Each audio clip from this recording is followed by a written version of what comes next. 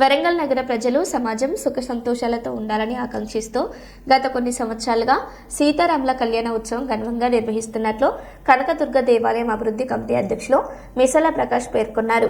వరంగల్ నగరంలోని కనకదుర్గ దేవాలయం ప్రాంగణంలో శ్రీరామనవమి పర్వదినం పురస్కరించుకుని సీతారాముల కళ్యాణ వేడుకలు దేవాలయ అభివృద్ధి కమిటీ అధ్యక్షులు మిసల ప్రకాష్ ఆధ్వర్యంలో ఘనంగా నిర్వహించారు.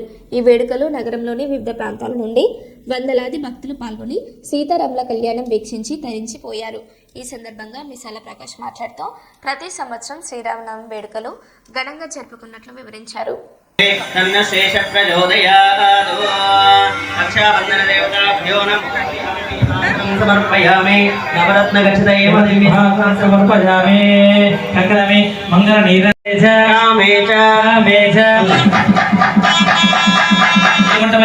లక్ష్మీనారాయణ స్వరూపం అబ్బాయి అమ్మాయి వారు శ్రీ లక్ష్మీనారాయణ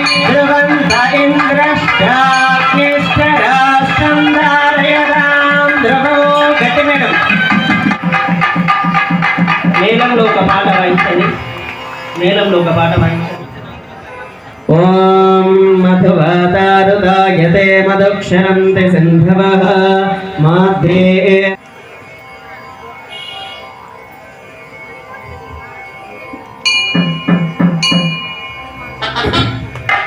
ఓం మాంగళ్యం తంతునానేన లోకరక్షణ హేతునా కంఠే భద్రామి శుభగే సంజీవ శరదాం శతో మాంగళ్యధారణ ముహూర్తస్తు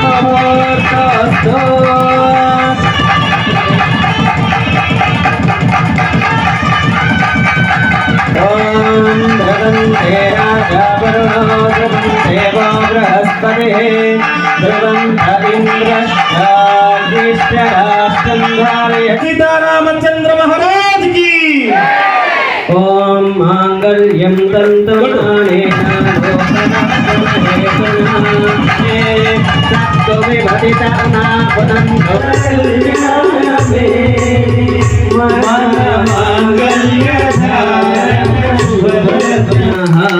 నమో బ్రహ్మణ్య దేవాయ గోబ్రాహ్మణే ఓం తత్సంయోరావృణేమహే గాతుం యశీరుషా పురుషః సహస్రాక్ష సహస్రపాద సహోమిమాని త్రిపాదస్యామృతం దివే త్రిపాదోర్భవతే పురుషః. హృదయపూర్వక అభినందనలు తెలుపుతున్న వారు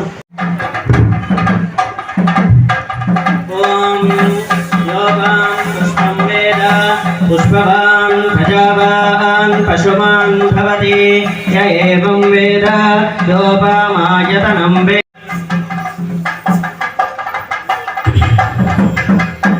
ఓం యోపాం పుష్పం వేద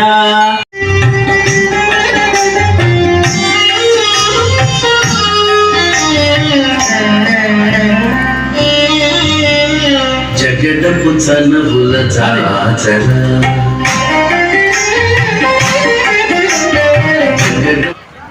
సీతారాముల కళ్యాణం అంగరంగ వైభవంగా అర్చకులు నాని శర్మ గారు వంశీ శర్మ గారి ఆధ్వర్యంలో పెద్ద ఎత్తున చేయడం జరిగింది.